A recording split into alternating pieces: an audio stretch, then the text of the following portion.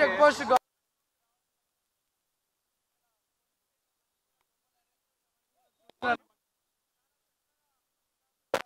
అంత చక్కగా అరేంజ్ చేసినారు. అండ్ 100 ఓట్స్ వరకు పోల్ అయినాయి. వితిన్ 1 అవర్ వితిన్ 45 మినిట్స్ టైంలో దాదాపు 70 నుండి 100 ఓట్లు ఒక్కొక్క పోలింగ్ స్టేషన్లో పోల్ అయినాయి. అండ్ జనాలు ఈ ఎలక్షన్లో అత్యధిక పోలింగ్ జరిగే అవకాశం ఉంది. ప్రజలందరూ కూడా ఎర్లీ మార్నింగ్ బై 7 o'clock అందరు కూడా రావడం పోలింగ్ స్టేషన్స్కి రావడం జరిగింది. మంచి ఓటింగ్ పర్సెంటేజ్ ఈ ఎలక్షన్లో పెరిగే చాలా చక్కటి అరేంజ్మెంట్స్ ఉన్నాయి. చాలా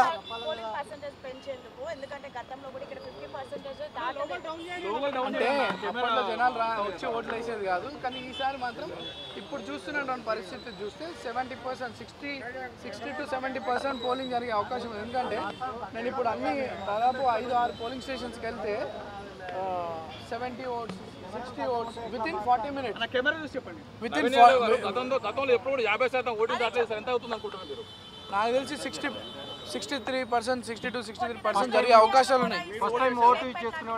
నేను 10 o'clock నా ఓటు మా ఫ్యామిలీ మెంబర్స్తో కలిసి వాల్టర్ వెంకటగిరి స్కూల్లో ఫస్ట్ టైం ఓటర్స్కి కానీ vote for your future, vote for your constituency development, not for sympathy, not for sentiment. ఇది మన భవిష్యత్తుకు సంబంధించిన ఎన్నిక కాబట్టి చాలా తెలివిగా జాగ్రత్తగా ఓటు వినియోగించుకోవాలని నేను యూత్కి అప్పీల్ చేస్తాను. That is all common. అవన్నీ కూడా అధికారులు దాన్ని రాటిఫై చేస్తారు. స్టార్ట్ అయిన టైం నుండి దాన్ని చేస్తారు. దట్ ఈస్ ఆల్ ఇక్కడ లేదు. ఈసారి యూత్ అంతా కూడా, యూతే కాదు జనరల్గా చాలామంది ఓటర్స్ నెగ్లెక్ట్ చేస్తారు election. But this time 10 to 15% polling percentage పెరిగే అవకాశం ఉంది. ఈ వాతావరణం చూస్తుంటే ఒక 10% ఓటింగ్ పర్సెంటేజ్ పెరిగే అవకాశం ఉంది. అదే చెప్తున్నాను కదా, చాలా మంది భవిష్యత్తుకు ఓటేయండి.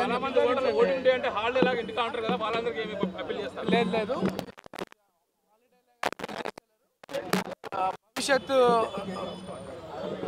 భవిష్యత్తు గురించి ఆలోచించి ఓటర్స్ అందరు కూడా బయటకు వచ్చి ఓటేస్తారు. సమాజం గురించి ఆలోచించి ఓటర్స్ రావడం జరుగుతూ ఉంది.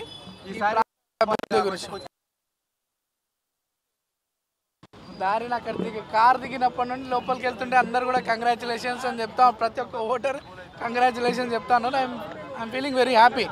అండ్ మోరో లోపలికి వచ్చిన తర్వాత దాదాపు 60, 70, 80 ఓట్స్ వితిన్ 40 minutes పోలైనాయి. అంటే లేదు, అవన్నీ కూడా మళ్ళీ రాటిఫై అవుతాయి. Thank you.